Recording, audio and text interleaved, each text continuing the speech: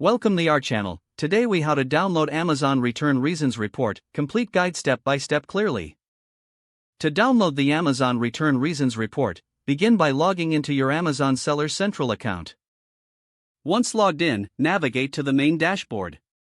Look for the Reports tab in the top menu. Hover over the Reports tab to reveal a drop-down menu.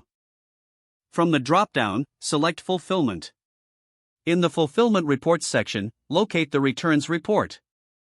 Click on Returns to access return-related data.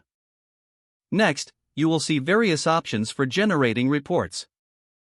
Find the option labeled Return Reports. Click on Return Reports to view detailed return information. You will now see filters to customize your report. Set the date range for the return reasons you wish to analyze. Adjust any other filters as needed, such as the delivery method or fulfillment center. After setting your filters, locate the Request Report button. Click on Request Report to generate your customized return reasons report. Wait for the report to be processed. This may take a few moments. Once the report is ready, refresh the page or check your notifications. You will see a download link for your return reasons report. Click on the download link to save the report to your device.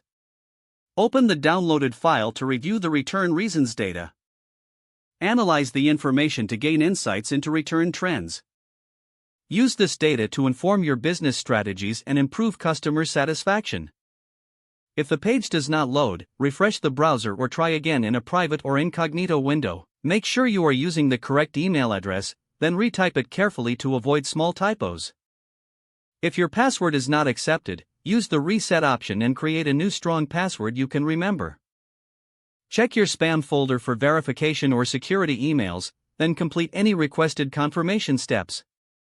Enable two-factor authentication if available to improve account security and reduce unauthorized access risk. After signing in, review your profile details so your contact information and settings are accurate and current.